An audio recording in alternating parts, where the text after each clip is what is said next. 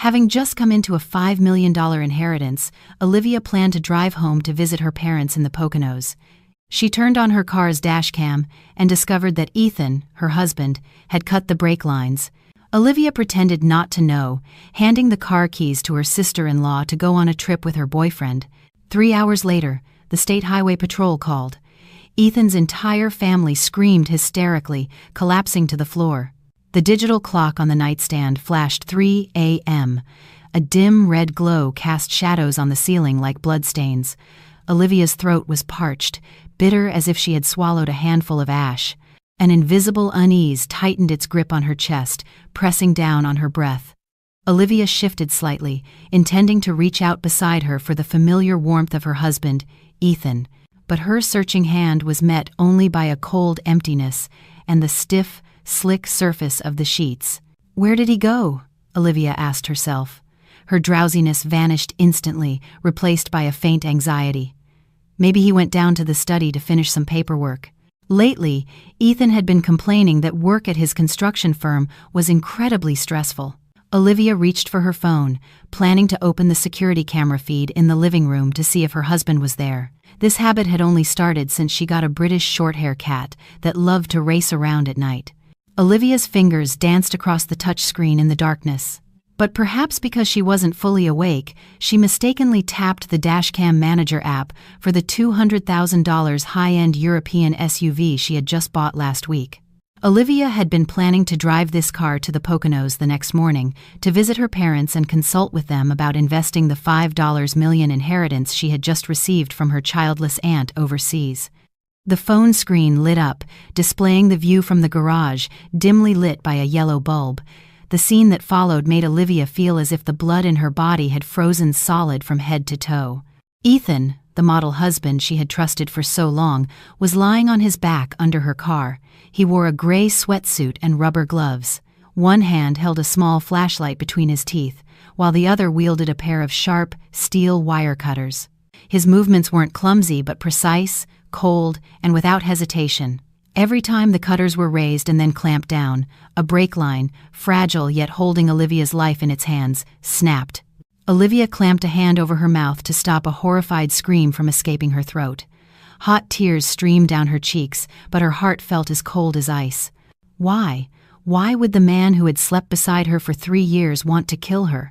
Was the love he had shown all this time just a foolish act to cover his cruel ambition? Just then, through the ultra-sensitive sound recording system of the expensive dashcam which Olivia had secretly fitted with a backup battery for 24-hour recording, she heard Ethan's phone ring. He took the flashlight from his mouth, answered the call, and put it on speaker, placing it on the cold cement floor so his hands were free to continue his vile work. The voice of a woman, sweet as honey but laced with a chilling cruelty, came through. "Honey, are you done yet? Our son and I can't wait. My belly is getting bigger every day.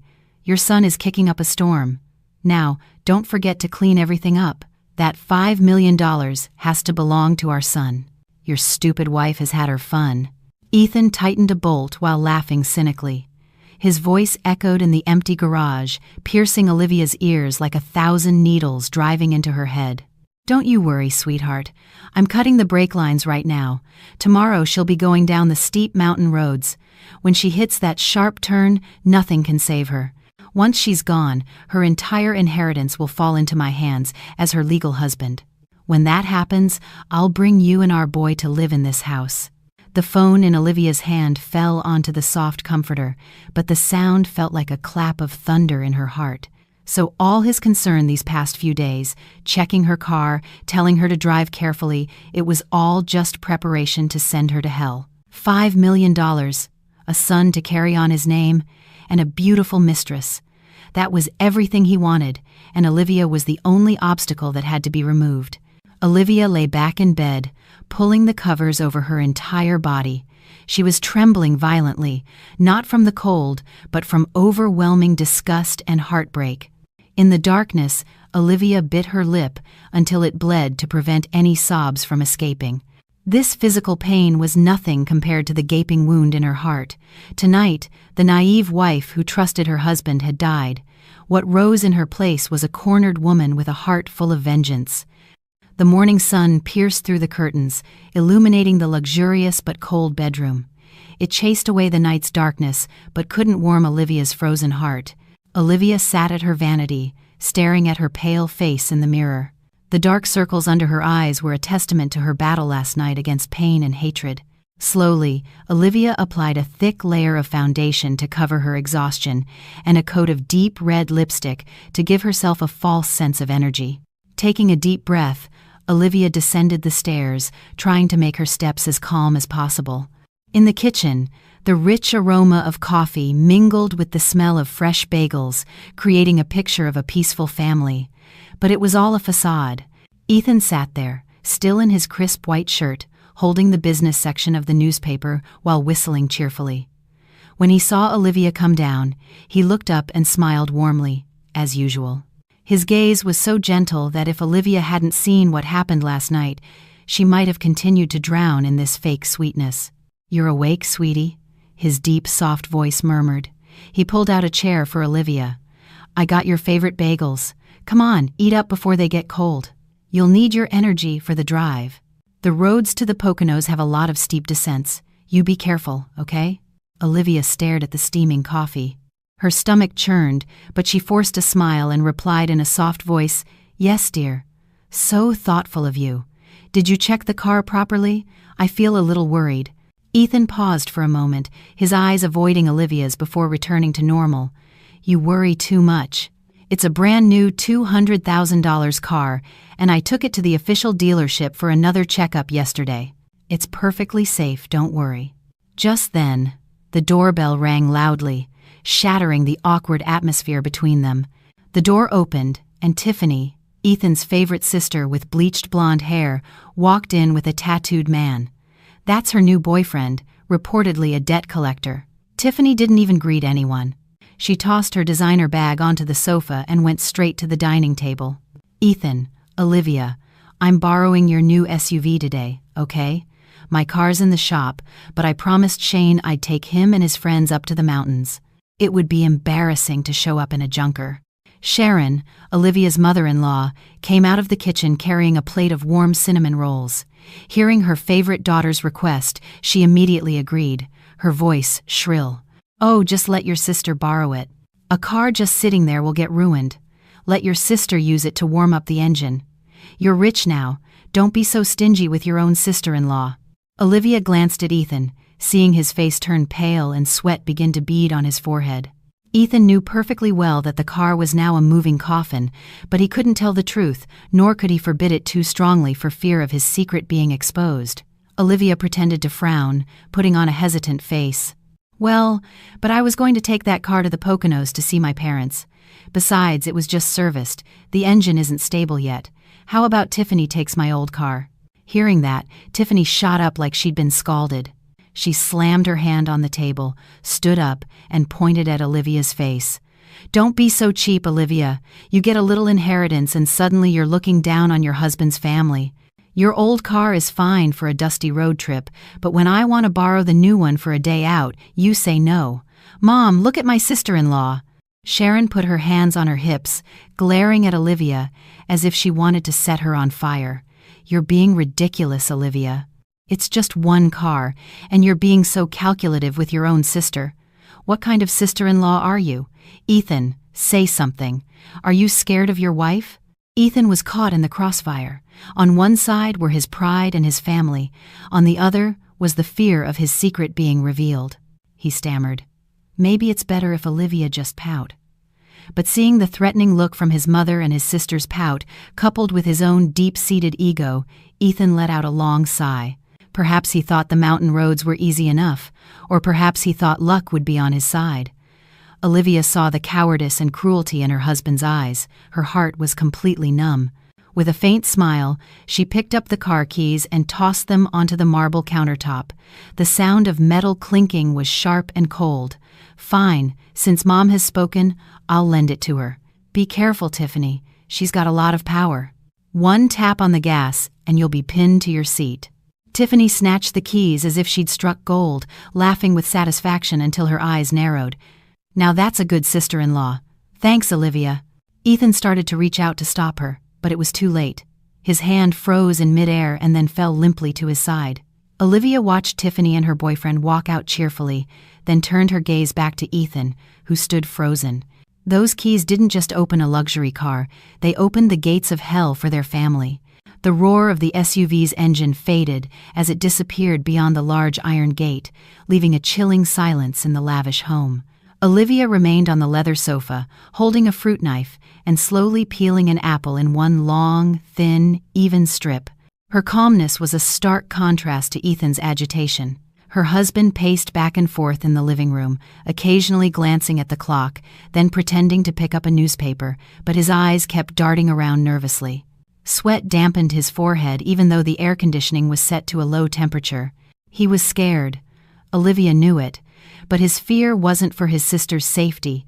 It was fear that his crime would fail, or worse, that his weak conscience was gnawing at him.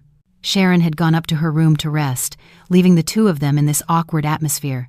Olivia bit into a piece of apple. The sweet, crisp flavor melted in her mouth but felt bitter in her throat. "Ethan, dear," Olivia said softly, breaking the tension, "why do you look so anxious? Tiffany is a good driver, and that new car is very advanced, full of safety features. You're worried to the point of looking pale." Ethan jumped as if a thief had been caught red-handed. He turned to face Olivia, his eyes flashing with panic for a second before he quickly masked it with a stiff, forced smile. "Oh, I'm just a little worried. The roads up the mountain have a lot of sharp turns, and that girl loves to speed, especially going with that boyfriend of hers. I just don't feel at ease."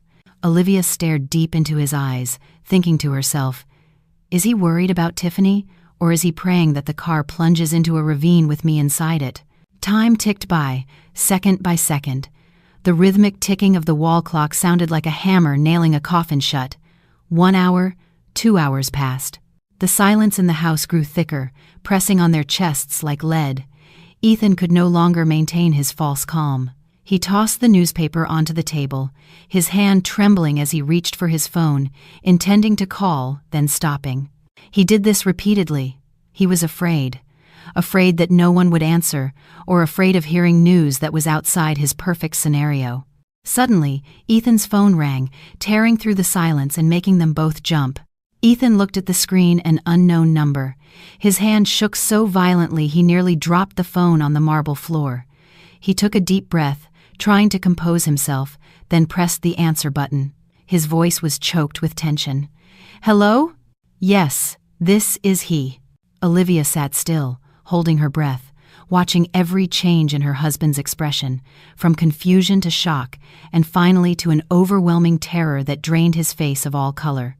The phone in Ethan's hand fell to the floor with a dry clack.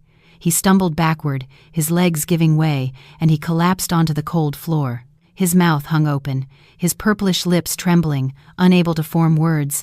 Tears streamed down his cheeks, not of grief, but of the devastation of his plan. No, it can't be. Why, Tiffany?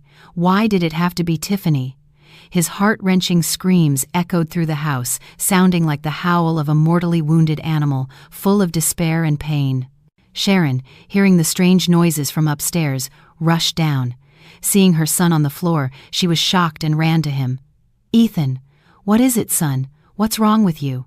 Olivia immediately ran over, playing her part as the concerned wife. She held Ethan's shoulders but whispered in his ear, her voice as cold as ice, every word a knife slicing into his bleeding heart. "What did you say, dear? Who was it supposed to be? Tell me." "The one who was supposed to die was me, wasn't it?" Ethan looked up, meeting Olivia's gaze with bloodshot eyes. In his look was an overwhelming fear, as if seeing a demon appear in broad daylight. He opened his mouth, intending to say something, but his throat was choked. Only a meaningless, hoarse sound came out. Just then, Sharon snatched the phone from the floor, pressed it to her ear, and then let out a blood-curdling scream before fainting. The conscience's punishment for their family had just begun. An ambulance wailed, its siren cutting through the thick fog of the mountain pass, carrying us to the accident site below a steep descent. Olivia sat in the front passenger seat, her hands gripping the dashboard tightly, her eyes staring straight ahead. Meanwhile, Ethan sat in the back, trembling like a dry leaf, muttering incoherent sentences. The air inside the vehicle was thick with the smell of disinfectant and the scent of death, but it was nothing compared to the acrid smell of burning rubber and gasoline rising from the bottom of the ravine. The State Highway Patrol had blocked off the scene. Yellow police tape fluttered in the cold afternoon wind, creating a gruesome sight. When we got out of the car, the scene that greeted Olivia was something she would likely never forget, even though she had prepared herself for it. The $200,000 pearl white SUV, Olivia's pride and her husband's murder weapon, was now just a mangled heap of scrap metal at the bottom of a nearly 300-foot ravine. Black smoke still billowed from the engine compartment, mixing with the mountain fog to form a ghostly shape. Seeing the sight, all strength seemed to leave Ethan's legs. He collapsed on the side of the road, vomiting a mixture of green and yellow fluid. His body shook violently, like someone in the throes of a severe malaria attack. A highway patrol officer with a sun-weathered face approached us, holding a notepad. His voice was heavy and sad, but professional. "Sir, ma'am, family of the vehicle's owner? We're very sorry for your loss. From our initial investigation of the scene and the tire marks, the car experienced total brake failure while descending a steep grade at high speed, causing it to lose control and go straight into the ravine. The 2 occupants in the vehicle most likely did not survive. The condition of the bodies is not intact due to the severe impact and subsequent fire." The words brake failure struck Ethan like a bolt of lightning, causing him to curl up, his face ashen. He knew better than anyone why the car's brakes had failed. He knew exactly whose life each cut he made last night had claimed. Not the ex-wife he despised, but the younger sister he cherished most. Olivia stood beside him, the mountain wind whipping her disheveled hair. She brushed it back, hiding the cold gaze with which she observed her husband's terrified expression. Olivia said softly, her voice trembling with manufactured shock and grief, "Oh my God, how could this happen? Our car was just serviced yesterday. How could the brakes fail? Was it a mechanical error?" Olivia's question was like pouring salt on Ethan's gaping wound. He turned to look at her, his eyes begging her to stop talking. But how could Olivia stop? Right now, she had to let him feel the deepest helplessness as he witnessed the result of his own actions. The officer looked at Olivia sympathetically, shaking his head and sighing. "We will investigate the technical aspects further, ma'am, but the scene shows no signs of braking at all before the car went over. Please, let us escort you both to the county hospital morgue for identification, although it might be a bit difficult." Ethan had to be supported by 2 officers to stand. He dragged his feet heavily toward the police car, his head bowed like a sinner walking to the gallows. Olivia followed behind, looking at the broad back that was once her firm support, now trembling violently. Olivia felt no pity, only a sadness for the fate of man. Greed had turned a human into a demon, and now that demon had turned to devour what it loved most. The road to the morgue felt endless. Dark clouds hung overhead, signaling an approaching storm, not just a storm of nature, but one that would swallow her husband's entire family in a mire of sin. The county hospital morgue was bone-chillingly cold. The sharp smell of chemicals stung the nose, making Olivia's stomach churn. Pale, white fluorescent lights illuminated rows of cold, stainless steel tables where 2 bodies lay still and silent under clean white sheets. Ethan stood frozen in the doorway, his hands gripping the steel doorframe tightly as if to keep himself from falling. His breath came in heavy, ragged gasps, like a drowning man. He was afraid the most primal human fear when confronted with death, and even more so when confronting his own victims. An old forensic doctor with thick glasses approached one of the tables. His voice was heavy in the silence. "The family can identify the deceased now. Due to the severe accident and fire, the condition of the bodies is badly damaged. We've tried to do some reconstruction, but please prepare yourselves."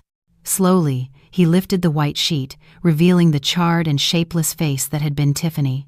All that remained recognizable was a gold necklace with a 4-leaf clover charm that Ethan had given her for her birthday last year, still glinting mockingly against the scorched skin.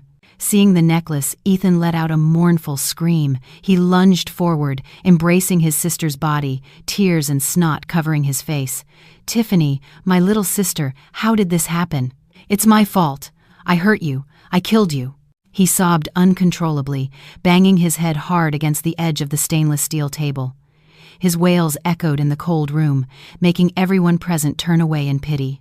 But in his cries, Olivia knew there was less remorse for his sister's loss than there was fear of his own great sin. He was crying for himself, for his perfect plan that had been shattered. Taking advantage of the moment when everyone was focused on Ethan's agony, Olivia slowly approached, placing a hand on her husband's shoulder as if to comfort him. She whispered in his ear, a sound only he could hear. Her voice was as soft as a breath, but carried the weight of 1,000 tons. "Ethan, dear, why are you crying so hard? Isn't this what you wanted? For the car's brakes to fail? It's a good thing I had a stomachache today, so I couldn't go with you as planned. Otherwise, the person lying there, that charred body, would be me. Don't you think this is fortunate, dear?" Ethan's crying stopped instantly, as if he were being strangled. He turned his head, staring at Olivia with wide, terrified eyes, his pupils dilated in horror. In that moment, he didn't see Olivia as his wife, but as a smiling demon from hell. He stumbled backward, his legs giving way, nearly falling, his mouth hung open. You... He was beginning to realize this coincidence was no coincidence, and the wife he thought was a fool might know everything. Just then, a morgue attendant brought in a bag containing personal effects found at the scene. Tiffany's designer bag was partially burned. Inside were melted lipstick, shattered powder, and a crumpled piece of paper, an ultrasound result. Olivia immediately bent down to pick up the paper, pretending to accidentally drop it right in front of Sharon, who had just regained consciousness and was being helped in. The black and white ultrasound film showed the shape of a small fetus. At the bottom, it was clearly written, "Gestational age, 8 weeks." Seeing the film, Sharon's eyes widened. She lunged forward, snatching the paper with trembling hands. "What is this? Tiffany! Tiffany was pregnant!" Olivia covered her mouth, exclaiming with a shocked and sad expression, "Oh, Tiffany was pregnant. Why didn't she say anything? So there were 2 lives lost. My poor sister-in-law." Olivia's words were like the final knife thrust into Sharon's heart. She clutched the ultrasound film tightly, screamed, and then collapsed onto the cold floor in a dead faint. Ethan stood there, staring at his unconscious mother, at his sister's body, at the ultrasound film. His entire world had shattered into 1,000,000 pieces. He had killed his sister, and also his niece or nephew, who never had a chance to see the world. The investigation team's office at the county police station felt cramped and stuffy with the smell of cigarette smoke. An old ceiling fan spun slowly, making a rhythmic creaking sound, as if counting down the time to a verdict. Olivia and Ethan sat facing a senior investigator, a man with graying hair and sharp eyes that seemed to see right through you. Ethan sat trembling in his chair, his hands clenched so tightly his knuckles were white. Sweat soaked his body, even though it was late afternoon and growing cool. He didn't dare lift his face, just stared at the coffee-stained wooden table. The investigator tapped his pen on the table. The dry sound made Ethan flinch. In a low but authoritative voice, he said, "Sir, ma'am, please explain the events of this morning. Why was the victim driving your car? And before she left, did you notice anything unusual about the vehicle?" Ethan stammered, his lips trembling, but no words came out. His throat felt like it was stuffed with cotton. He was afraid that one wrong word would reveal the truth he was hiding. Seeing her husband silent, Olivia spoke up, her voice trembling, her eyes welling with tears. She played her part as a grieving sister-in-law. "Officer, this morning my sister-in-law came to our house. She really liked my new car, so she insisted on borrowing it to go on a trip with her boyfriend. At first, I didn't want to let her, sir, because the car is new and I wasn't used to it. I was afraid she wouldn't be safe." Olivia paused, dabbing her eyes with a handkerchief, glancing at the trembling Ethan beside her. "But my husband, Ethan, felt too sorry for his sister," Olivia continued, her voice holding a deep, subtle accusation. "He accused me of being a petty sister-in-law. He said, 'It's just a car, don't be so stingy.' He was the one who pressured me to give her the keys. I just did what my husband said, so I gave them to her. If only I had insisted on saying no, maybe this wouldn't have happened. It's all my fault, sir. Because I was weak." Olivia sobbed, burying her face on the table, her shoulders shaking. Her words sounded self-blaming, but they were slowly tightening a noose around Ethan's neck. She had cleverly shifted the responsibility for giving away the car to her husband, turning him into the person who had directly sent his sister to her death.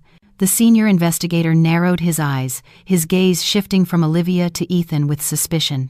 He asked Ethan, his voice firmer, "Mr. Ethan, is what your wife said true? Were you the one who told your wife to give the car to the victim?" Ethan lifted his ashen face, his eyes filled with overwhelming panic. He wanted to deny it, to say no, but Olivia's words were the truth. He couldn't deny that he had forced his wife for the sake of his pride and to cover his crime. He nodded weakly, his voice a barely audible whisper. "Yes, sir. I told her to." "Did you know the condition of the car at the time? It was a new car. Why would the brakes fail?" The investigator pressed, his gaze like a drill boring into Ethan's soul. Ethan trembled, sweat dripping down his cheeks. He stammered, I don't know. It was a new car. Maybe a technical defect, a factory flaw. How would I know?" His excessive nervousness and fear did not escape the experienced officer's eyes. After hearing Olivia's explanation about handing over the keys, the senior investigator nodded slowly, his eyes still fixed on Ethan's pale face. He turned a page in the case file, his voice heavy. "Regarding the car, I want to confirm again. According to initial reports, this was a newly purchased and recently serviced vehicle. During your last use, did either of you notice any abnormal signs, like strange noises, an odd feeling in the brake pedal, or anything else?" This question was like an invisible trap. Ethan quickly shook his head, the sweat on his forehead growing heavier. "No, sir. Nothing at all. The car was brand new. I drove it and it felt perfectly smooth. No problems. I'm sure this was just a sudden mechanical failure." He tried hard to emphasize the car's perfection, to shift the blame to the manufacturer and cover his crime. Olivia, sitting beside him, wrung the tear-soaked handkerchief, but her heart was remarkably calm. She knew this was the best opportunity to plant suspicion, to turn Ethan's fear into reality. Slowly, Olivia lifted her face, her red-rimmed eyes looking straight at the officer. Her voice was shaky but clear. "Officer, my husband says that. But I don't think so, sir. A few days ago, when I came home from work and parked the car in the garage, I heard a strange clicking sound from under the car." Ethan immediately turned to Olivia, his eyes wide as if he wanted to swallow her whole. He was about to open his mouth to interrupt, but Olivia was faster. "At the time, I was going to tell Ethan to help me check it," Olivia continued, her voice full of regret and innocence. "But I was so tired I forgot.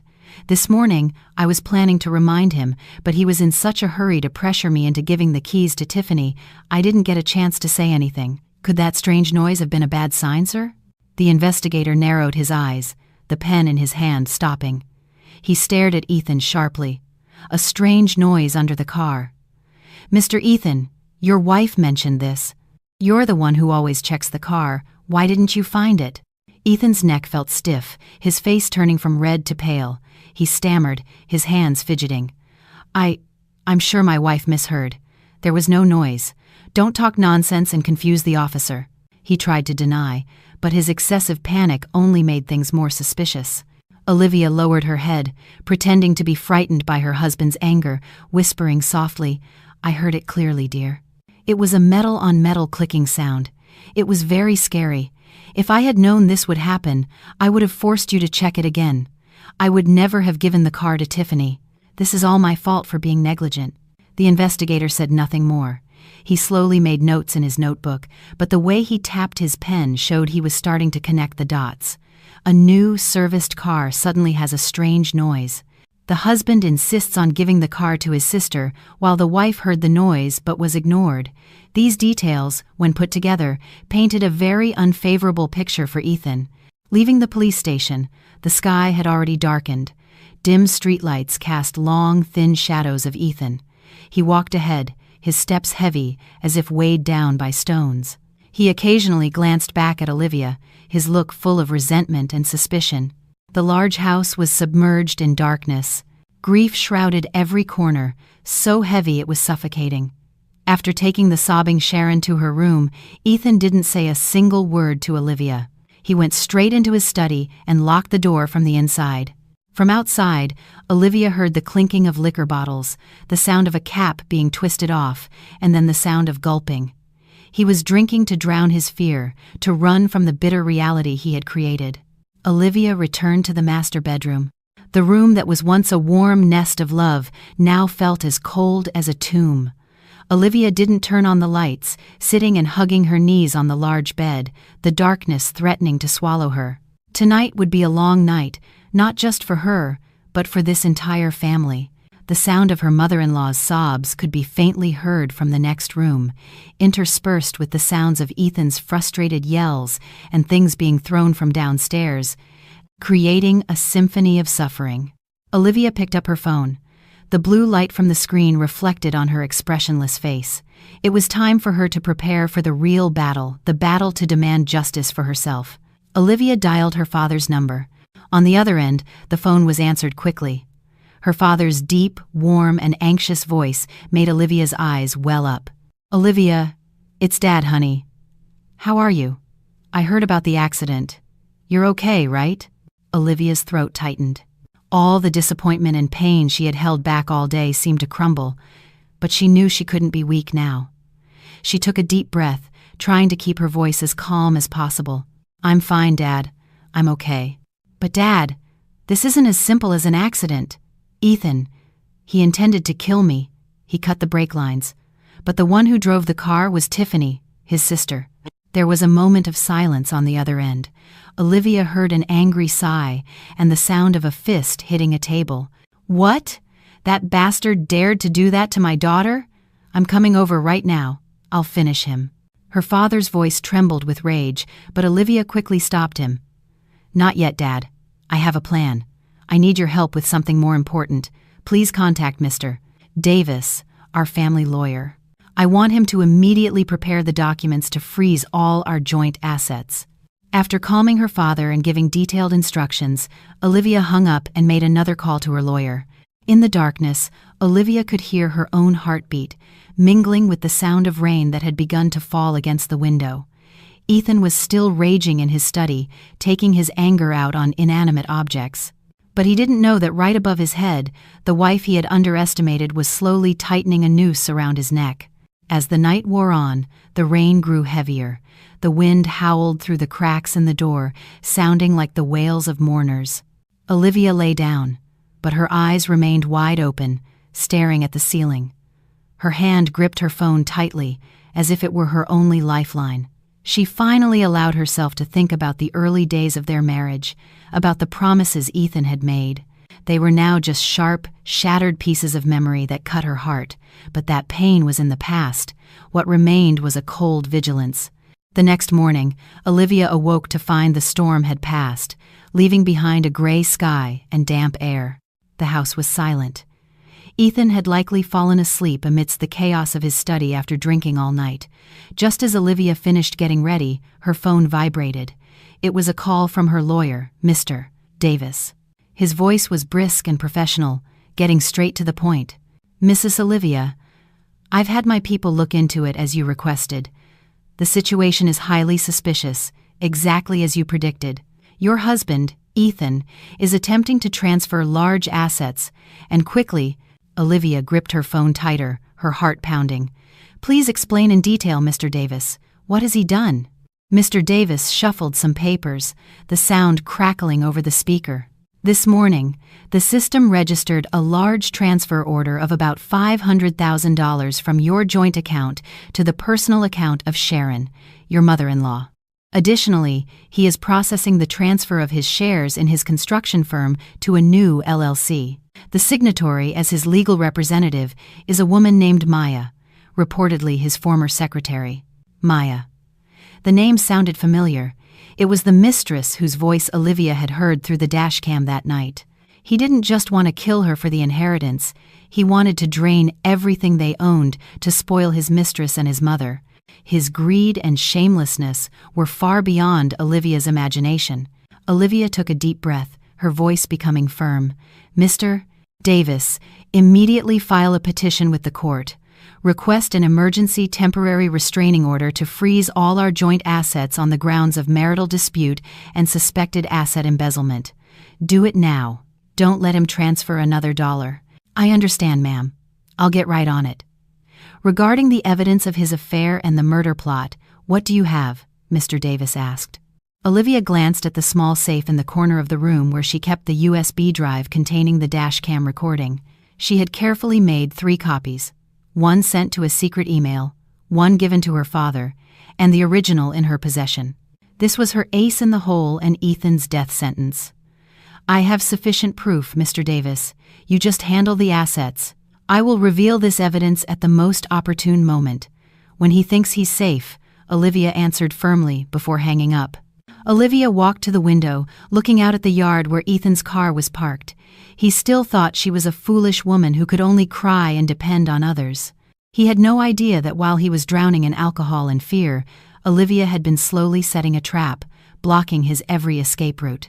The feeling of being betrayed by the person who slept beside her wasn't just heartbreaking, it was an insult to her dignity. He had used her money, the sweat and tears of her parents, to support a mistress and plot against her. A wave of nausea rose in her throat, but she swallowed it back. To avoid suspicion from Ethan and Sharon, Olivia made an excuse to go out and buy supplies for Tiffany's funeral service. She took a cab to a hidden cafe in a small alley dozens of miles from their home. This was where Olivia had arranged to meet her father, the only man in the world who loved her unconditionally and would never betray her. As she stepped inside, Olivia saw her father sitting in a corner. His hair seemed to have turned whiter. After all that had happened, his deep, worried eyes were fixed on the door. Seeing Olivia, her father immediately stood up. His rough, working hands gripped her shoulders tightly, his eyes glistening. "My daughter, forgive me. Dad's so sorry for letting you marry that bastard. I should have forbidden it from the start." Olivia hugged her father, feeling the familiar warmth and the faint smell of tobacco on his shirt. All the strength she had gathered seemed to vanish. She sobbed like a little girl. "Dad, I was so scared. He wanted to kill me. He's so evil, Dad." Her father stroked her back, his hand trembling but full of strength. Shh, Dad's here. I won't let him get away with it. I've already contacted some old friends in the police force. They'll be quietly monitoring this case. As for the assets, don't you worry. Mr. Davis is very thorough. He won't be able to take a single penny from you." After crying her heart out, Olivia wiped her tears, sat down opposite her father, and regained her composure to discuss the next steps. "Dad, now is not the time to show our hand. Tiffany's funeral will be held soon. It will be the moment when his family is most gathered and most vulnerable. I need your help with one thing." Olivia lowered her voice, whispering her plan into her father's ear. After listening, her father's eyes shone with determination. He nodded firmly. "All right, honey. Do as you wish. I'll prepare everything from the outside to support you. But you have to promise me, be safe. If there's any danger, you run straight to me. You hear me?" "Yes, Dad, I'll be careful." Olivia squeezed her father's rough hand, grateful to still have him in the midst of this storm. Her father's love was the lighthouse guiding her, keeping her from getting lost in vengeance and despair. The meeting was brief but gave Olivia immense strength. She said goodbye to her father and stepped out of the cafe. The sky was still overcast, but in her heart, the path was clear. When she arrived home, the atmosphere of grief had intensified. A funeral tent was being set up in the front yard. The mournful sound of funeral music began to play. Ethan sat lost in thought in the living room, a scruffy beard starting to grow, his eyes dark like a panda's. Seeing Olivia return, he only glanced at her briefly before looking down again without a word. What was he afraid of? That his sister's spirit would come to demand justice, or that the law would soon come for him? The funeral hall in a city mortuary was submerged in a sorrowful white, so cold it made one's skin crawl. Even though it was the middle of a hot summer outside, wreaths of white chrysanthemums lined the entrance, their sharp scent mixing with the smell of burning incense to create a suffocating atmosphere. Ethan had decided to hold Tiffany's funeral service here, not in their hometown. He said he wanted his sister to depart peacefully in the grandest place possible. But Olivia knew he was trying to preserve the last shreds of his dignity and use the crowd to mask the fear gnawing at him. Many mourners attended, most of them business associates and employees from Ethan's company. They walked in silence, speaking carefully, but everyone's eyes held a curiosity about the sudden death of the young sister-in-law. Olivia stood beside the casket, a white band tied around her head. Her face was pale and makeup-free, showing the gauntness from days of sleepless nights. She bowed her head, acknowledging each group of mourners. Tears flowed naturally, without any need for pretense. She was crying for the brevity of human life, for the cruelty of the human heart, and for her own tragic fate. Ethan stood next to Olivia, his expensive black suit accentuating his pale face. He constantly adjusted his tie, wiping sweat from his forehead. His eyes were restless, darting around as if afraid someone would suddenly appear and expose his crime. His tension was palpable, making those who were sensitive feel that something was wrong. Just as the service was about to begin, a heart-wrenching scream from the front door shattered the false solemnity. Sharon, Olivia's mother-in-law, appeared in a worn brown cotton dress, her hair disheveled, supported by two relatives. She staggered in like someone in a daze, beating her chest, her mouth wailing her daughter's name. "Tiffany, my child, why did you leave your mother? The old burying the young. Does God have no eyes? My child died so tragically. My child." Sharon's cries were like a drill boring into Ethan's soul, making him jump.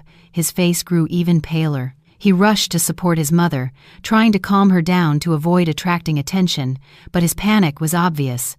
"Mom, calm down, Mom. There are a lot of people here. Don't shout." But Sharon was beyond hearing anything.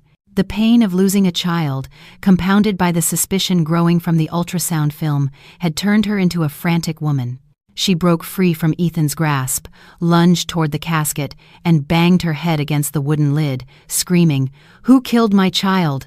My child was healthy. The car was new. How could she die like this? Someone must have harmed her. Oh, God!"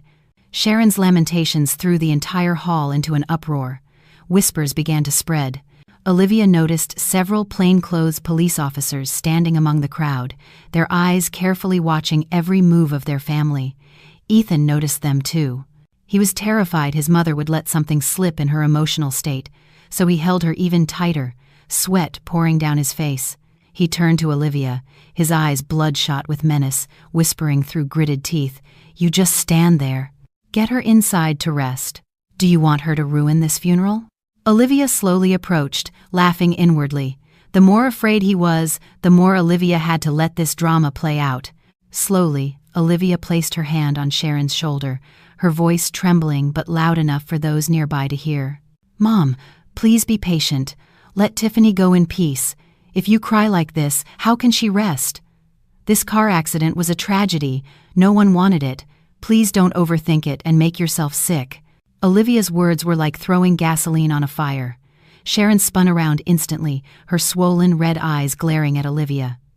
In her eyes, Olivia saw not love, but a burning hatred.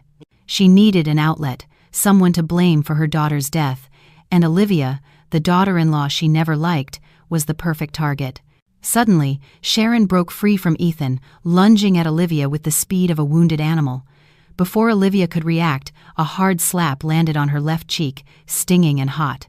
The force of the woman, accustomed to hard work, was so strong it sent Olivia stumbling back, falling onto the cold tile floor in front of hundreds of pairs of eyes. "You!" Sharon pointed a trembling finger at Olivia's face, her voice a shrill, vengeful shriek. "You snake! You murderer! You knew there was something wrong with that car, so you deliberately gave it to my daughter, didn't you? You wanted to kill her, to kill my whole family. That's why you gave her the broken car. Give me back my daughter. Give me back my grandchild." The entire hall was stunned. All eyes were on Olivia, some sympathetic, some mocking, but most suspicious. A grieving mother accusing her daughter-in-law of murder was too grave an accusation to ignore. Olivia held her stinging cheek, tears streaming down. Not from physical pain, but because she was playing the most important role of her life. She lifted her face, looking at Sharon with tear-filled eyes, her voice trembling with shame but clear. "Mom, why would you say such things? You're slandering me. The car was brand new. I just bought it for $200,000. It was just serviced yesterday. How could it be broken?" She paused, then turned to Ethan, who stood frozen like a wooden statue. Her gaze pierced his dark soul, forcing him to face reality. "Ethan himself told me to give the keys to Tiffany. I told him I wanted to use a different car, but Ethan insisted. Ethan, please say something. Explain to your mother. Otherwise, she'll keep thinking I deliberately harmed your sister." Olivia's words were like a splash of cold water on Ethan's face, snapping him out of his stupor. He saw the suspicious gazes shift from Olivia to him. He saw several police officers whispering to each other.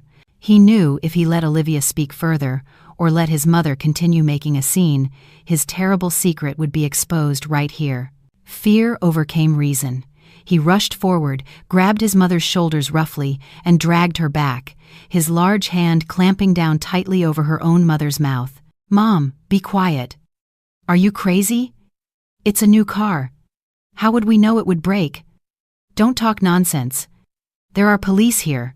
Ethan roared, his voice choked with panic, his face contorted in a horrifying mask. His violent action toward his own mother in the middle of a funeral stunned everyone. Sharon, her mouth covered by her own son, stared with wide, desperate eyes, struggling futilely. She looked utterly pathetic. Olivia remained on the floor, tears staining her cheeks, but inside, her heart felt a cold satisfaction. The commotion in the funeral hall slowly subsided after Ethan ordered relatives to take Sharon to a rest area in the back. However, the atmosphere of suspicion and whispering did not disappear. It only grew thicker.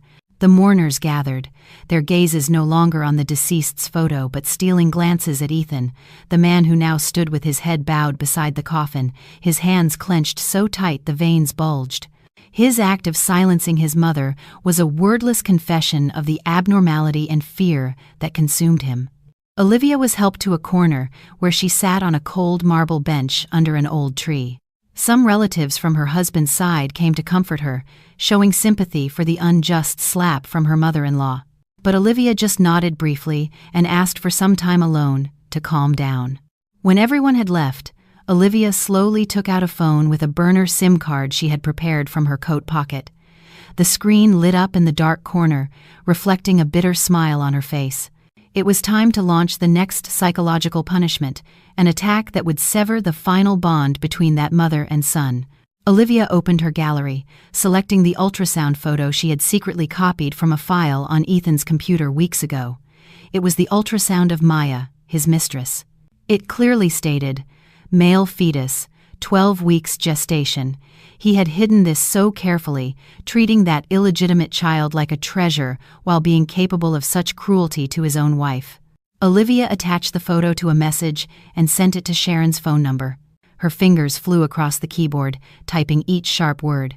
"Look closely, Sharon. Your son needed the money to raise his firstborn son, so your daughter had to be sacrificed. $5 million in exchange for 2 lives. Your son is very good at math." Pressing send, Olivia saw the message deliver. Her heart felt a sense of relief, but also a deep bitterness. She put the phone away, looking up at the gray sky, imagining Sharon's reaction upon receiving this message. She was a mother who blindly adored her son. Her whole life, she had hoped for a grandson to carry on the family name. But now, knowing that grandson was bought with the life of her own daughter and her unborn granddaughter, would she be happy or completely shattered? Inside the hall, the funeral music resumed, but to Olivia, it sounded like the drums of war. Olivia adjusted the white band on her head, wiped her tears, stood up, and walked slowly toward the rest area where Sharon was. She wanted to see with her own eyes as the cruel truth destroyed her mother-in-law's final, blind faith in her precious son. In the family rest area, Sharon lay limply on a sofa, one hand on her chest, her breathing shallow. Her old, wrinkled face was a mask of extreme suffering. A few female relatives surrounded her, massaging her, fanning her, and offering words of comfort. She lay still, her eyes staring blankly at the ceiling, silent tears streaming from the corners of her eyes onto the pillow. Just then, the phone in her dress pocket vibrated a single, sharp buzz in the quiet room. Sharon weakly reached for her old phone, squinting her aged eyes to read the message. Olivia hid behind the slightly ajar door, holding her breath, observing every change in her face. At first, confusion as she saw the unfamiliar ultrasound image.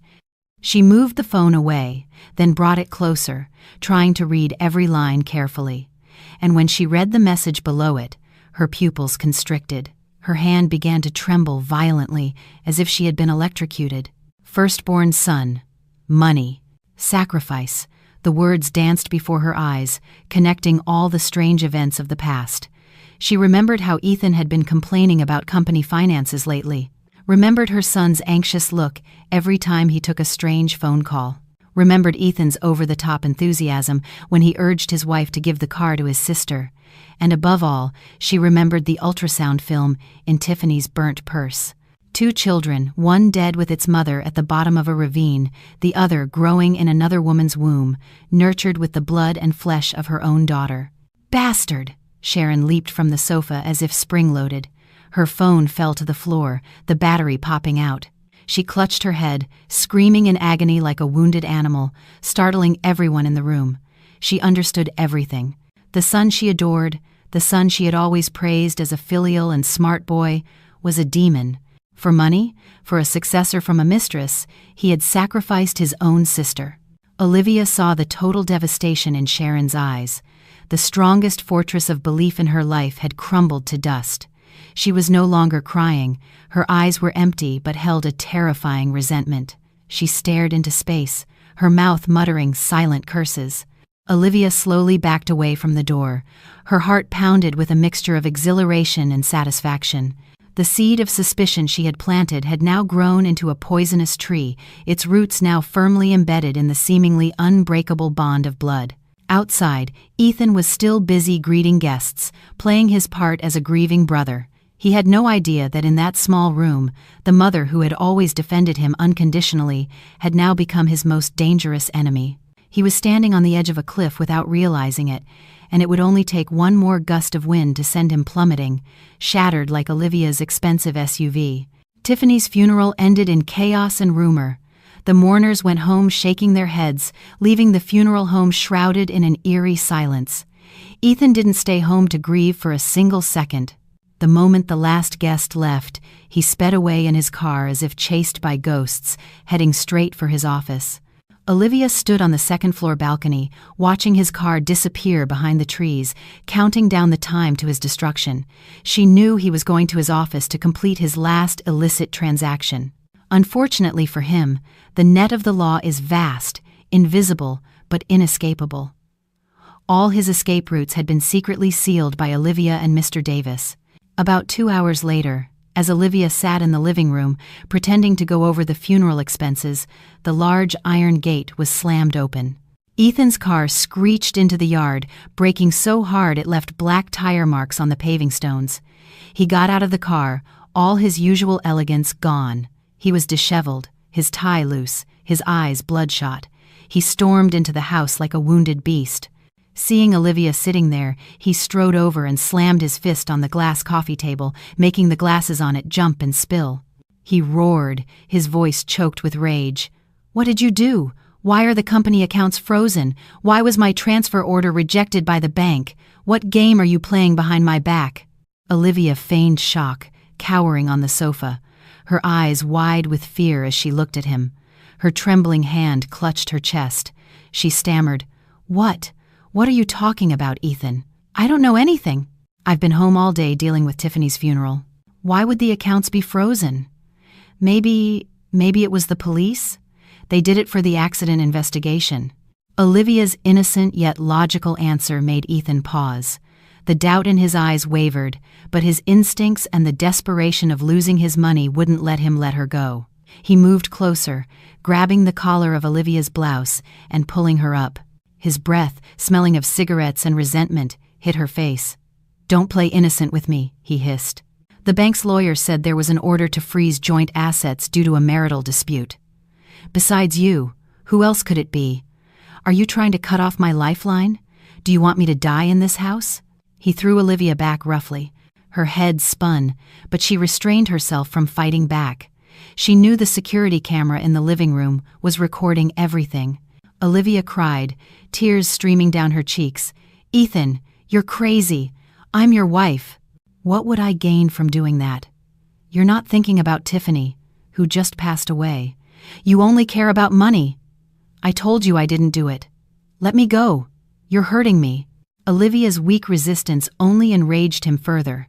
He was about to raise his hand to slap her, but a shout from the top of the stairs stopped him. "Stop! Are you going to kill her to silence her, just like you did to your sister?" Sharon stood there, her hand gripping the railing, her body trembling. She looked at her son with a strange, disgusted gaze, as if looking at the filthiest trash in the world. Ethan let go of Olivia, turning to face his mother. Her sudden appearance and her meaningful words shocked him. His anger turned to confusion. He never expected the mother who always defended him would now be on Olivia's side. More importantly, his mother knew something. Sharon walked up to Ethan. Without a word, she raised her thin, wrinkled hand and slapped her beloved son hard across the face. The slap carried all the disappointment, pain, and vengeance of a mother who discovered her son was a demon in human form. Ethan clutched his face, staring at his mother in shock. "Mom, what the hell? Why did you hit me? I'm stressed out with work, and instead of helping, you do this." But Sharon didn't let him finish. She took out her old phone, opened the ultrasound picture Olivia had sent, and shoved it in Ethan's face, her voice trembling but sharp. "Look at this, your firstborn son, right? For this bastard child, for that whore, you were willing to push your own sister to her death." Seeing the familiar ultrasound image, Ethan's face turned deathly pale. He staggered back, nearly falling. "Why? Why do you have this? Who sent it?" He turned to look at Olivia, but she was sitting huddled on the couch, sobbing, looking nothing like the mastermind behind all this. Panic muddled his thoughts. He only knew his darkest secret had been exposed to the person he feared most. Sharon lunged at him, grabbing the collar of his designer shirt and ripping it. "You bastard! Give me back Tiffany! I raised you to kill your own sister? If you needed money for another woman, you should have just said so. Why did you do something so monstrous?" Attacked by his mother and pressured by his frozen assets, Ethan could no longer control himself. He violently pushed his mother's hands away, shoving her so hard she fell to the floor. He roared, his face red. "Mom, shut up! What do you know? I did this for our family too. You think I wanted Tiffany to die? It was supposed to be Olivia. If Olivia had died, I would have gotten $5 million. You don't understand. It's all because of that damn Tiffany dying in her sister-in-law's place." The horrific confession tumbled out of his mouth in his loss of control, silencing the entire room. Sharon lay on the floor, staring at her son in disbelief. From her seat, Olivia secretly adjusted the angle of her phone's camera, hidden behind a flower vase, recording the moment Ethan signed his own death warrant. He had confessed. He had admitted with his own mouth that his original target was her. Ethan realized his mistake and quickly covered his mouth. He saw his mother staring at him like a monster, saw his wife cowering in fear. He knew there was no turning back. He ran his hands through his hair, growling like a cornered animal, then turned and fled to his room, slamming the door. He left his mother lying in agony. Olivia helped Sharon up and escorted her to her room. She said nothing, just stared blankly at the ceiling. Olivia knew she was full of regret and suffering, but any pity Olivia had for her was long gone. Olivia returned to her room, pressing her ear to the wall, listening to the movements in Ethan's room. His phone rang several times.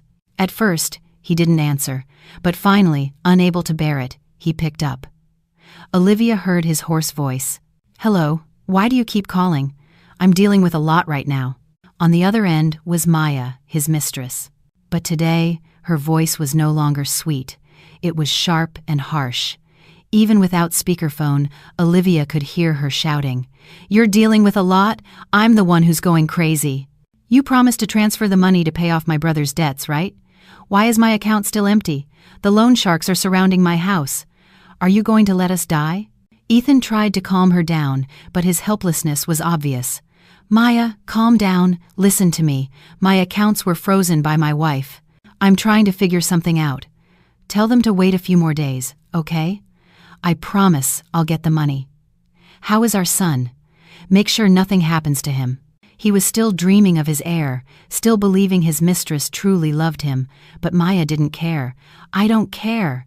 If I don't see $500,000 in my account by noon tomorrow, don't blame me for what I do. I'll spread everything about us all over the internet. Let the whole world know who you really are. Let your wife know you've been supporting me with her money. Oh, and one more thing. I'm getting rid of this baby. You have no money, don't even dream of having a son. The call ended. Olivia heard Ethan scream in despair, followed by the sound of things being thrown against the wall. He was cornered from all sides. The law had frozen his assets, his own mother had turned against him, and now the mistress he trusted most had shown her true colors. He was completely alone. Olivia sat on her bed, a cynical smile on her face. The price of betrayal sometimes comes not from the victim's revenge, but from the cruelty of one's own accomplices. The next morning, as fog still blanketed the yard, a police car pulled up in front of their gate. The doorbell rang, firm and cold, waking the entire house. Olivia opened the door, trying to keep her face calm, though she feigned trembling hands. 2 uniformed officers entered. We're here to invite Mr. Ethan and Mrs. Olivia to the station to provide further statements regarding the traffic accident. Ethan came down the stairs, his clothes wrinkled, his eyes sunken. Seeing the police, his legs went weak, and he nearly collapsed. He knew this summons was not as simple as the last one. A criminal's instinct told him the noose was tightening. In the cold interrogation room, under the white fluorescent light, the investigator placed a transparent evidence bag on the table. Inside was a severed and partially burnt brake line, but the clean, sharp cut was still clearly visible. Mr. Ethan. This is the brake line from the crime scene. Forensic analysis shows this cut was not due to wear and tear but was intentionally severed with steel wire cutters. Do you have an explanation? Ethan stared at the brake line, his face ashen, his entire shirt soaked with sweat. He opened his mouth, but no sound came out. He shook his head frantically. I don't know. Maybe a burglar broke in. I couldn't have done it. The officer was unmoved. A burglar? The security cameras around your property recorded no unauthorized entry into the garage that night. Furthermore, the nature of this cut indicates the perpetrator has a good understanding of vehicle mechanics. You are a construction engineer and understand cars. What are your thoughts? Olivia sat beside him, feigning shock. Severed? Who could be so cruel, Ethan? Do you have enemies? Why would they want to kill us? Olivia's innocent question made Ethan panic even more. He looked at her, his eyes pleading and terrified. He knew she was acting, but he didn't dare expose her. Exposing Olivia now would be the same as admitting he was the killer. The atmosphere became incredibly tense. Every second felt like torture for Ethan. He could feel the heat of the truth burning him and the coldness of the handcuffs awaiting him. He buried his head on the table, his hands clutching his hair, trembling violently. The silence in the interrogation room was so heavy that the ticking of the wall clock was deafeningly loud, each tick like a nail being hammered into the coffin that was slowly closing on Ethan's fate. His eyes stared blankly at the brake line in the evidence bag. The overwhelming fear then morphed into uncontrollable rage. A cornered animal will always bite blindly, and Ethan was now that animal. He suddenly shot to his feet, his chair screeching back. His trembling finger pointed straight at Olivia's face, his eyes bloodshot. It was her, officer. She knew the car was broken. She knew the brake lines were cut. That's why she deliberately gave the keys to Tiffany. She wanted to kill me, but Tiffany became the victim. She's the cruelest woman in the world. Ethan's crazed accusation stunned the room. The investigators frowned.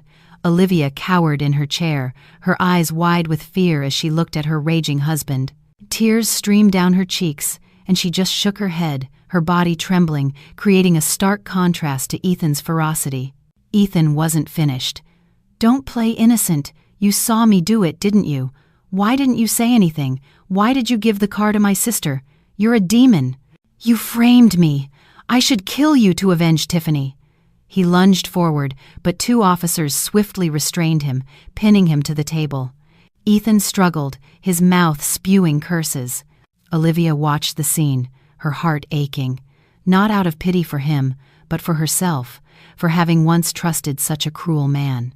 He wasn't sorry for cutting the brake lines, he was just angry his plan had failed and his sister was the victim. On the brink of ruin, he was ready to shift all the blame onto her. The investigator looked at Ethan with cold disgust, then gestured for his subordinates to handcuff him. He turned to Olivia, his voice softening. "Mrs. Olivia, please calm down. Your husband is in an unstable emotional state. We will take him out to calm down." After the door closed, leaving the room quiet but still tense, Olivia knew this was the crucial moment to deliver the final blow, to turn Ethan's mad accusations into a knife that would stab him back. Olivia wiped her face, trying to compose herself, but her shoulders still trembled. She looked at the investigator, her voice breaking. "Sir, what's wrong with him? Why would he say such terrifying things? I'm his wife. I trusted my life to him. Why would he think I'm so cruel? There's no way I could have known the car was broken. If I had known, I would rather have died myself than let this happen to Tiffany." She lowered her head, sobbing. "He's been acting strangely lately, sir. Maybe the shock of losing his sister was too much, and he started hallucinating and blaming me. He's the backbone of our family, my only support. Now that he's like this, how am I supposed to live? Please help him, sir. Don't let him get any worse." The officer looked at her with sympathy and conviction. Before him was a weak, unfortunate woman, suffering from loss and her husband's mental breakdown. Compared to the raging Ethan, Olivia's sincere words were far more convincing. "We understand your situation, ma'am," the investigator said reassuringly. "We will consider Mr. Ethan's behavior and words from a criminal psychology perspective. But please rest assured, the law prioritizes evidence over confessions. No one can accuse an innocent person." Olivia accepted a glass of warm water, a cold smile playing on her lips internally. She had played her role as the patient wife to the very end, turning Ethan's attack into proof of his mental instability and cruelty. The harder he accused her, the crazier he looked in the eyes of the investigators. This was the psychological trap she had set. Hiding her cold smile, Olivia looked at the officer with a sad face. "Thank you, sir. I just hope the truth comes out soon, so Tiffany's spirit can rest in peace. My family is already ruined, sir." After Ethan was taken to a temporary holding cell, the atmosphere in the interrogation room relaxed slightly, but the tension remained. Olivia knew it was time to provide the last piece of the puzzle: the motive. "Sir," Olivia said slowly, "there's actually one thing I was afraid to say, for fear of tarnishing Ethan's name. But I'm worried he might have been desperate enough to do something crazy." The officer was immediately attentive. "Please, tell us, ma'am. Any information is crucial." Olivia took a deep breath. "Lately, Ethan has been very strange, sir. He's been taking calls secretly, getting angry all the time. I accidentally saw a message about a debt collection from a strange number. The amount was in the millions. He was also having an affair with a woman named Maya. That woman often sent messages demanding money and asking to be married. I also once overheard him talking about my inheritance." Olivia paused, then added the final, devastating sentence. "I just received an inheritance of $5 million, sir. I was planning to invest it, but Ethan kept pressuring me to put it into our joint account to pay off his debts. I hadn't agreed yet. Then this happened. Sir, is it possible he wanted to harm me to get the insurance money and my inheritance to pay off his debts and support his mistress?" The innocent yet logical question was like a key that unlocked the door to the truth. Gambling debts, a pressuring mistress, financial strain, and a large inheritance from his wife, it was the most perfect motive for premeditated murder. The investigator nodded slowly, now fully convinced of this hypothesis. "The information you've provided is invaluable. We will immediately investigate Mr. Ethan's debts and extramarital affair. If this is true, this is not just a case of tampering, but a premeditated murder with a very vile motive." Olivia lowered her head, hiding the cold smile at the corner of her lips. Leaving the police station as night fell, dark clouds hung overhead as if about to swallow the small city. Ethan was released temporarily, pending further investigation, but was forbidden from leaving his residence. However, seeing his dazed state and fearful eyes, Olivia knew he wouldn't wait. A cornered animal's instinct would drive him to flee. Arriving home, Ethan said nothing. He went straight to their room, rummaging through closets and drawers. He took out a small safe hidden behind a painting, his hands trembling as he entered the code.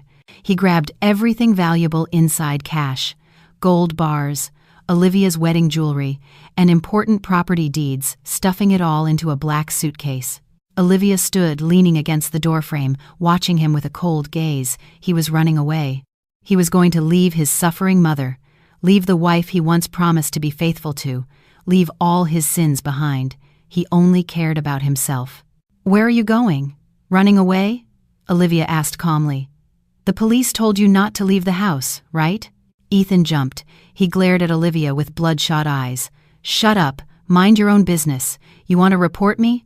If I go down, I'm taking you with me. Get out of my way." He shoved Olivia aside and ran down the stairs. Olivia stumbled, watching his cowardly back, laughing to herself. He thought he could escape. He didn't know his every move was under the surveillance of Olivia and the investigators. The car he was about to drive, the bank accounts he would use, all had been frozen and tracked. Olivia went downstairs to see Sharon sitting lost in thought in the living room, watching her son run out. "Ethan, where are you going, son? Are you going to leave your mother all alone?" she called out weakly. Ethan paused at the door, a flicker of hesitation in his eyes, but then selfishness took over. "You just stay here for now, Mom. I have to hide for a while. When everything is safe, I'll come get you." After saying that, he got into his car and sped off, leaving his old, lonely, and desperate mother in the middle of the cold, large house. Olivia looked at Sharon without a shred of pity. She had spoiled her son his entire life. Now she had to bear the consequences of being cruelly abandoned. Olivia took out her phone and called the investigator, her voice calm and cold. "Hello, officer. My husband Ethan just fled in his car. He's carrying a lot of cash and gold. He's heading toward the outskirts of the city." Ethan's car had just pulled out of the gate when it braked suddenly. In his panic, he had just remembered that his passport and several important bank books were still kept by Sharon in a cloth bag she always carried. He crazily reversed the car, ramming the closing iron gate until it was forced open. He jumped out like a madman, stormed back into the house, and grabbed his mother, who was sitting in a daze. "Mom, come with me! Get that money bag now!" he roared, his rough hand grabbing her wrist, dragging her without care. "Ethan, what are you doing? It hurts! Where are you taking me?" she pleaded. But Ethan had lost his humanity. In his eyes, his mother was no longer a mother, but a walking safe. He shoved her into the car, slammed the door, and floored it. The car sped down the deserted suburban roads toward an old villa left by his father, a place he considered the safest. Inside the car, the atmosphere was suffocating. "Stop, son. Where can you run? If you're guilty, just turn yourself in. Maybe the law will be lenient." "Don't add to your mistakes," Sharon pleaded, trembling. But all she got was a fist pounding on the steering wheel. "Mom, shut up. Turn myself in and rot in prison? I have to live. I have to get out of the country. Give me the money. After that, you can go wherever you want. I don't have time to deal with you." Those heartless words were the final blade that severed the fragile thread between mother and son. Sharon was stunned, the cloth bag falling from her lap. So her son had come back not because he was worried about her, but for her last savings. To the very last second, he remained selfish and cruel. The car turned onto a muddy dirt road leading to the old villa. A light rain began to fall, just like the dark future that awaited him. The old villa stood alone in the middle of an empty lot, its mossy walls looming like a vacant tombstone. Just as Ethan turned off the engine, intending to grab the money bag and drag his mother inside, sirens suddenly wailed from all directions, shattering the silence. Red and blue lights flooded their car, turning the place into the stage of a tragic comedy where he was the pathetic main character. "Ethan, you are surrounded. Step out of the vehicle, put down any weapons and raise your hands," a voice boomed from a loudspeaker. Ethan sat in the car, his face ashen, his hands trembling on the steering wheel. He looked at his mother, cowering in fear.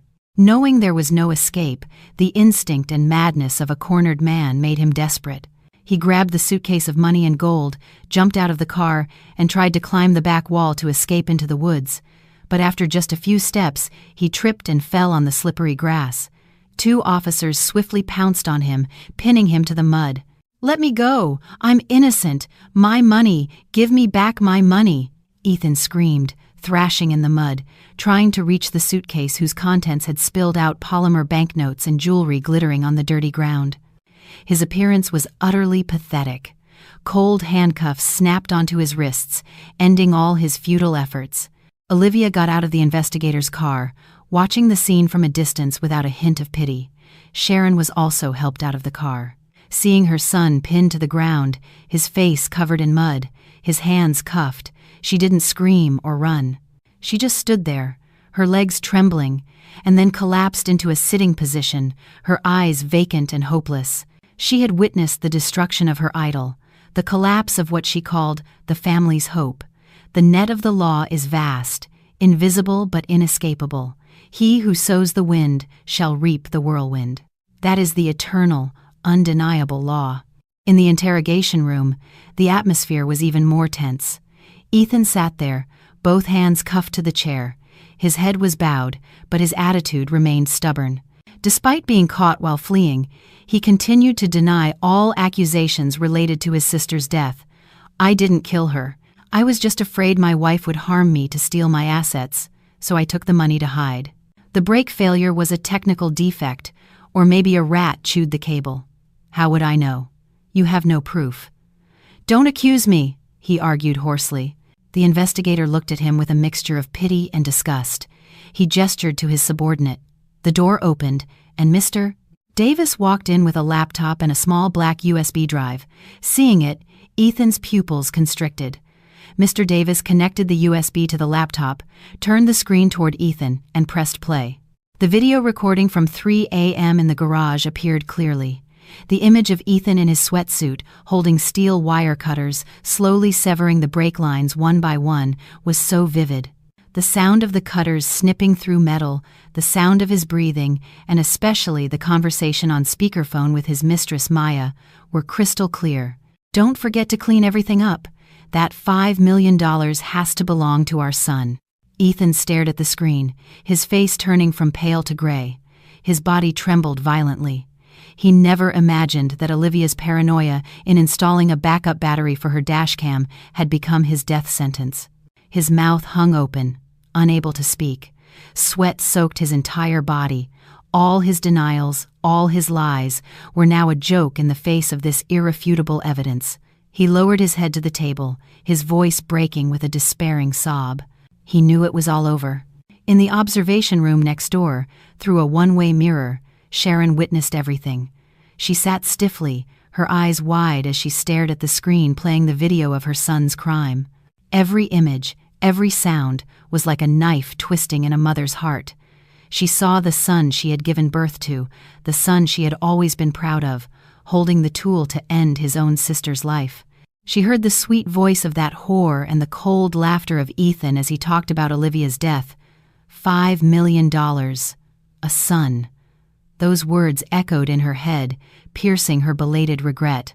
She remembered when Ethan forced Olivia to give him the keys, remembered his anxious face at the funeral, remembered the slap he had given her.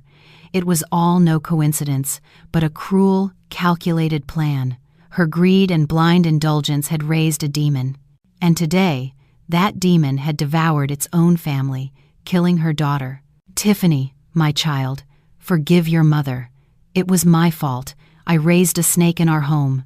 Sharon screamed mournfully, banging her head against the glass wall, beating her chest. Tears and snot covered her wrinkled face. The shock was too much for her soul to bear. Suddenly, she stopped crying and began to laugh hysterically, a soulless, mad laugh. She pointed at the screen, muttering nonsensical phrases. "Firstborn son. I want to go for a walk. Tiffany, come home for dinner, honey." Her eyes became vacant, her vision blurring between reality and illusion. She had gone insane. The price for this family's greed and crime was too high. One dead, one in prison, and one insane. Olivia stood outside, watching the scene through the glass. Her heart felt heavy, but there was no satisfaction. only a deep sadness for the human condition, drowned in a sea of suffering. The trial for Ethan's murder case was held on an overcast day. Dark clouds blanketed the city, making the atmosphere in the courtroom even more somber. Olivia sat in the victim's gallery, with her father and Mr. Davis beside her. Her hands were clenched tightly, not from fear, but from a mixture of emotions. Across the room, in the defendant's box, Ethan stood with his head bowed. The loose, black and white striped prison uniform made him look incredibly thin and pathetic.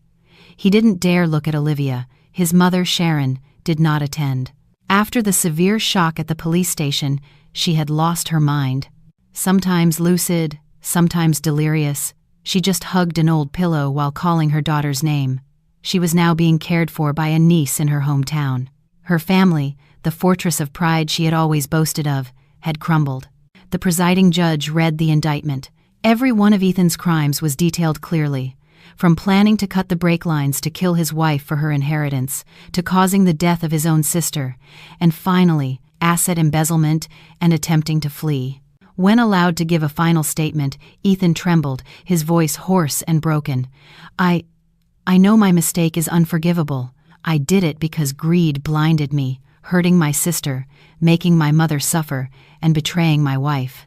I only ask for a lenient sentence so I can sooner get back to beg for my sister's forgiveness.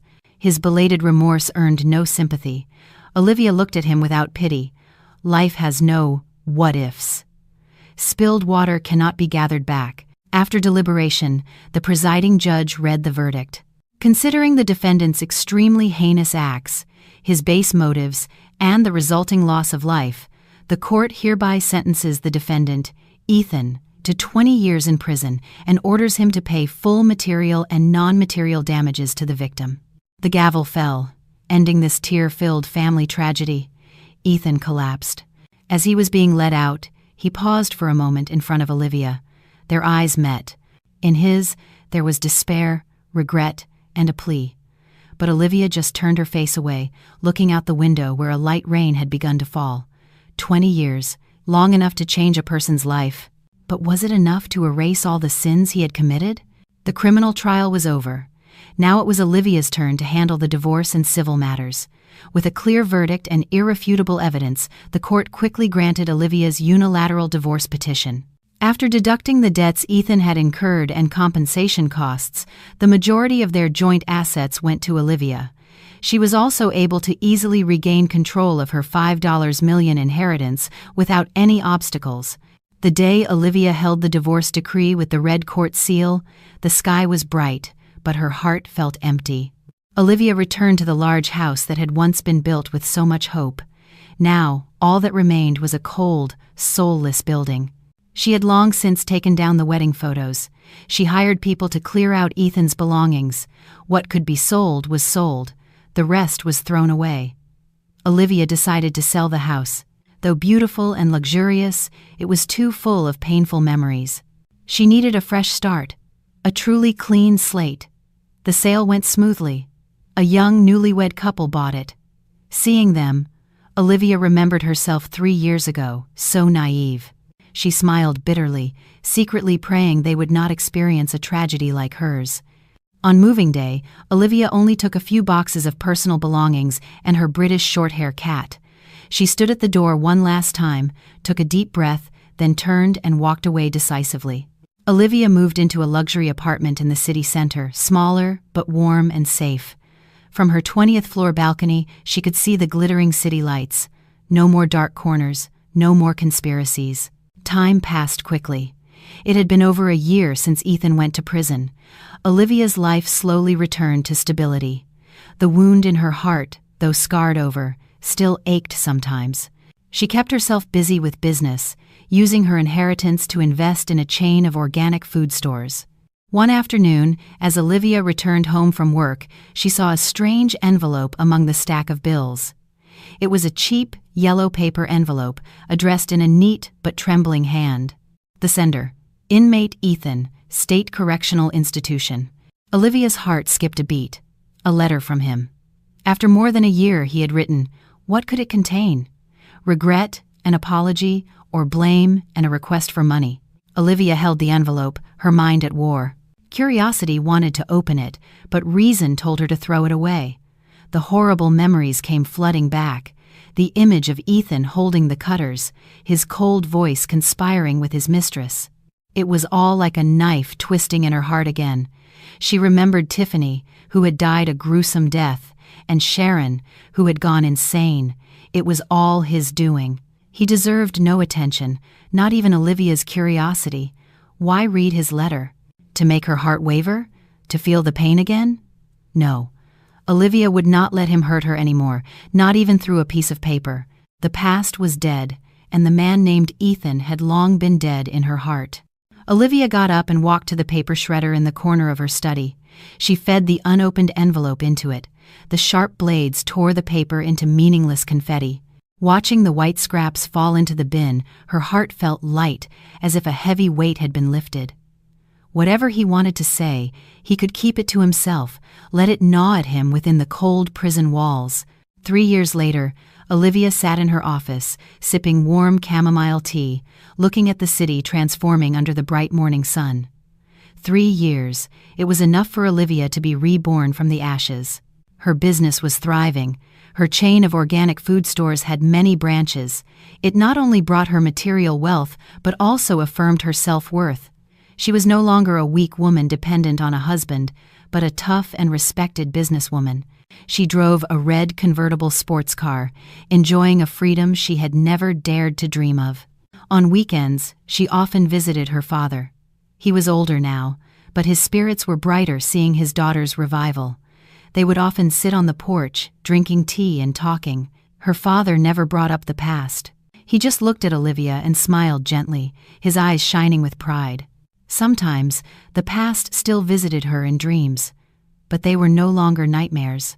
They were just a faded old movie, reminding Olivia of a bitter lesson, that the human heart is hard to fathom, that one should never give trust blindly, and most importantly, that a woman must know how to love and protect herself. She had forgiven herself for her past naivety and let go of the grudge against those who had hurt her, not because they deserved forgiveness, but because she deserved peace. Olivia put down her teacup, picked up her designer bag, and stepped out of her office. Today, she had an important meeting with a major business partner, a polite and capable man who had been pursuing her for 6 months. Olivia wasn't in a hurry to respond. Her heart needed a little more time to open up, but she was no longer afraid of love. She believed that somewhere out there was still a sincere man worthy of her. The car sped along in the morning breeze, its smooth engine humming like a song of freedom. Olivia saw herself in the rearview mirror, a beautiful, proud woman smiling back at herself. The storm had passed, and the sky after a storm is always clear. This wasn't the end, but the beginning of a new, brilliant,